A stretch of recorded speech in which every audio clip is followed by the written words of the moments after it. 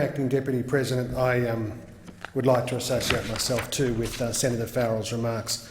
Not enough praise and thanks and gratitude can be sent in the direction of workers who work through this, particularly retail workers.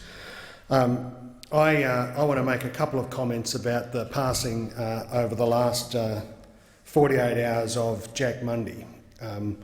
I was driving to Canberra very early yesterday morning when I got a phone call from a colleague in the Labor movement to say that Jack Mundey had died over the course of the evening. I had a long talk with Meredith Bergman, a former president of the New South Wales Legislative Council and the author of the definitive book, one of Australia's leading Labor history books about the history of the Builders Labourers Federation and Jack Mundey's Green Band's Red Union. And it caused me to reflect that some of our greatest political leaders actually never serve in this parliament or in our state parliaments. Jack Mundey was a remarkable union leader, regarded as the father of urban environmentalism. He was a globally significant figure. Today, he's owned by the whole of the Labor movement, the environmentalist movement, heritage protection activists, progressives broadly, and indeed well loved amongst people right across the political spectrum who care about Sydney, its architecture and its heritage. But very few of those were there supporting him when he was active. In fact, many of them directly opposed him at the time. Many of them violently opposed him at the time. There should be a state funeral for Jack Mundey if we knew what we were doing and could work across the political divisions. He's a living national treasure who is now dead. He came through in a much less sanitised era. The son of a Queensland cane-cutting family, he came to Sydney to try out for first-grade rugby league, and as a boxer, his career with Parramatta was short, was rugby league's loss and Sydney's gain. He became a builders labourer at a time when the Builders Labourers Federation in Sydney was a weak and supine union. His battle for democratic control of that union, funded by collections from members, and I looked at one of the $2 tickets that you could buy, was a titanic struggle for control of that union. He left a remarkable industrial legacy, but it's what he did with that and with the confidence of the members who he represented in a democratic way.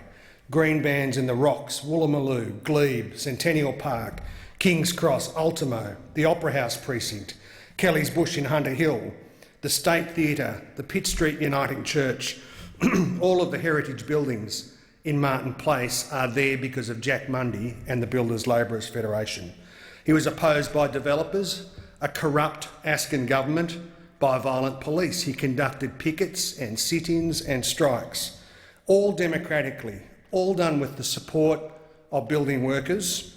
And Sydney, in a large extent, has been saved. Kids will be born tomorrow who will grow up in a Sydney that has so much amenity and is so much more beautiful and such a great place to live, and they will not know that this bloke made such an enormous contribution.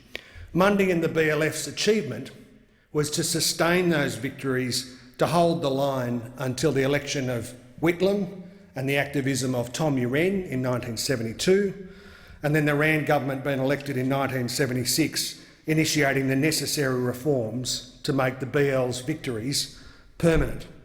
Of course, if it happened now, if Jack Mundey led those struggles now, the developers would win. The union would be fined, deregistered, BLF members fined or imprisoned, Mundey locked up. That would be the consequence of struggling the way that Jack Mundey and the Green Bands Union did. The current hyper-regulation of industrial relations stifles our democracy. He's done more remarkable things in his career. The first pink ban in support of gay and lesbian rights at Macquarie University was a world first union activity in that area. Forcing employers to employ women on building sites, all with the democratic endorsement of the members, and a world first in the building industry. I want to pass on my condolences to Jack's wife Judy, to all his friends and comrades in the Labor movement. He's a great Australian who'll be laid to rest shortly, Vale.